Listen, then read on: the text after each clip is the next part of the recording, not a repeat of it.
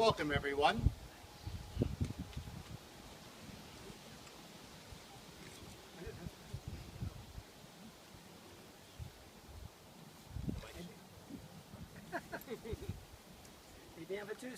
Bienvenue à tous. Thank you for joining us on a very special day to witness and celebrate the love shared between Karen and Jon.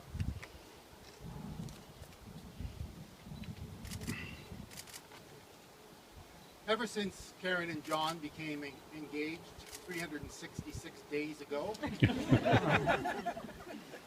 on July 1st last year, it has been their wish that they celebrate their marriage with a festival of friends and family gathered not at some commercial hall or restaurant, but at their own property overlooking the water. They found their dream property here on the river, but have only been resident in Quebec for the past 3 months, so it was more practical to have their marriage officially registered in the province of Ontario. Hence, we are gathered here today not to formally join these two in holy matrimony, but to celebrate their marriage in Ottawa. One advantage for this, for Martin and me at least, is that we get to preside over our son and daughter as they repeat their vows.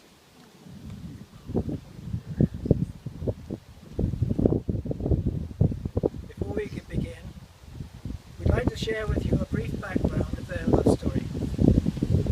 Karen and Jon met 18 years ago in a setting very similar to the one we find ourselves in today. Who knew that Quebec waterfront would be where these two met 18 years ago at the Dawson-Fournier cottages on Lake Sam, where they have decided to unite for the next chapter of their lives together in L'Ange Gardien. There are many other coincidences that link the Snell and Byford Harvey families, and we'll share two with you today. In 1985, my wife and I were married and traveled across Canada for our honeymoon in our Ford Ranger, 1982 Ford Ranger pickup truck with a camper van. We had highlights in Tofino and Kitsilano, British Columbia. Jon moved back east this past summer, last summer that is, from Kitsilano where he lived, also driving across the country with Karen in their 2009 Ford Ranger pickup camperized van.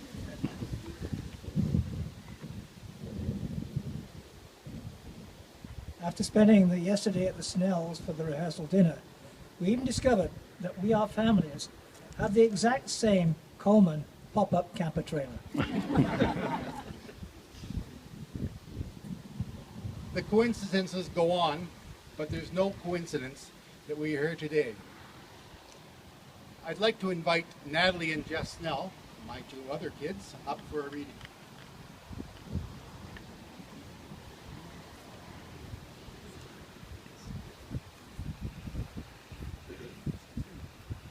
So, a wise old man once sang these words, and we thought they captured our sisters' wanderlust and joie de vivre.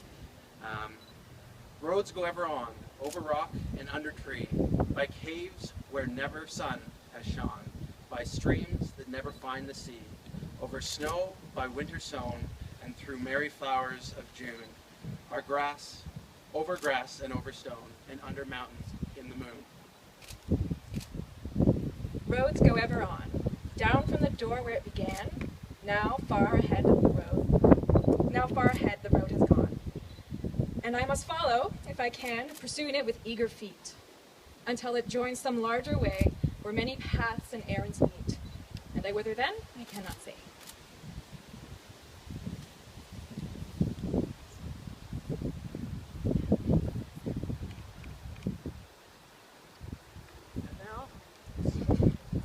And now we invite Jon and Karen to exchange their vows.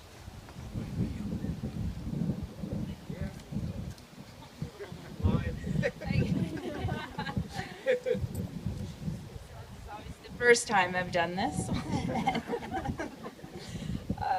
Okay. Oh gosh. How come you got notes? Are you supposed to memorize these?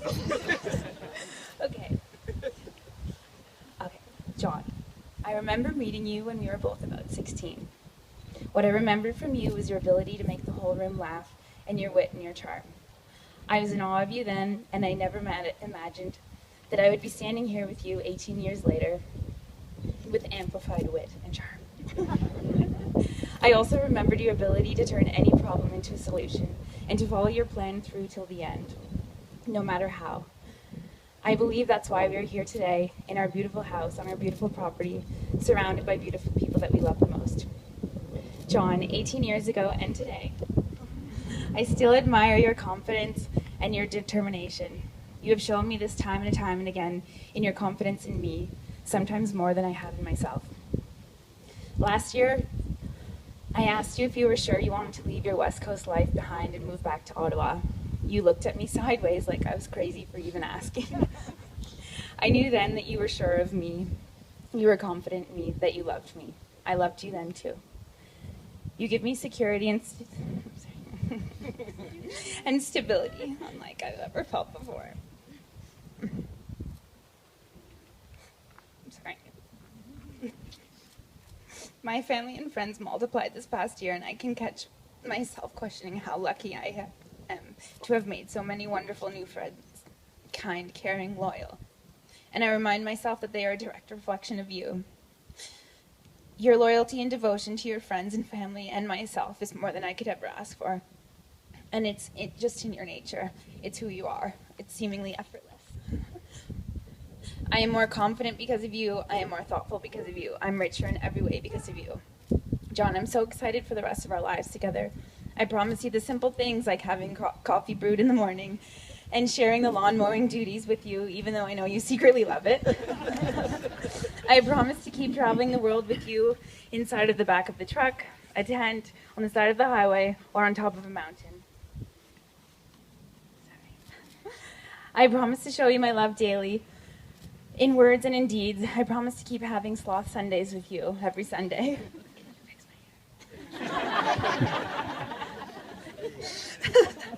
I promise to give you my affection equally on hard days and on easy days. I promise to give you my unwavering support even when my worries take over. I promise to be your loving wife and eventually a loving mother to your kids. I promise to give you a hell yes whenever you need it. I promise to give you my heart, my soul, my everything, because I know and am confident that you have already given that to me. Jon, I love you and I will love you forever, forever, ever, forever, ever. I'm so excited to be your wife.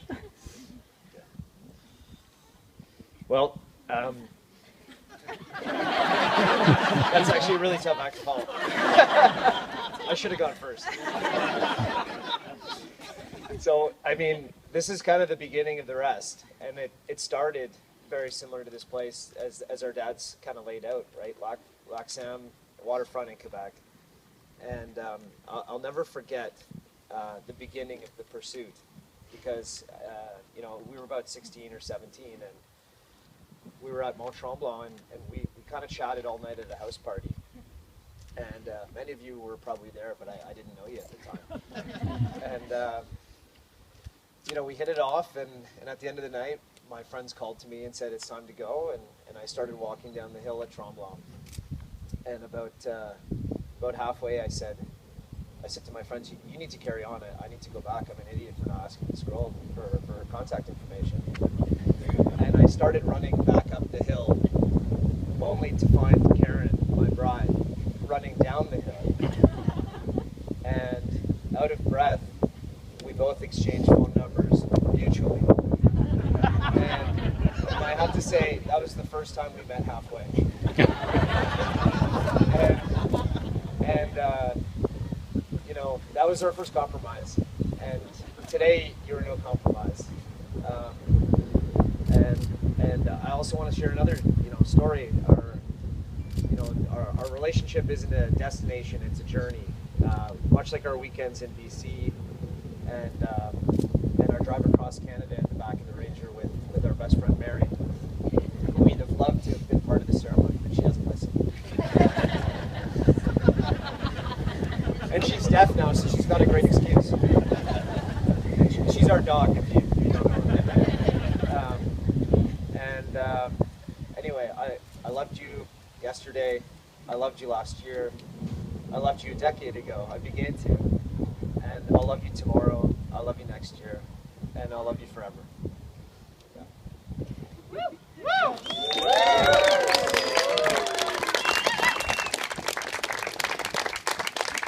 I think the dog lost the rings.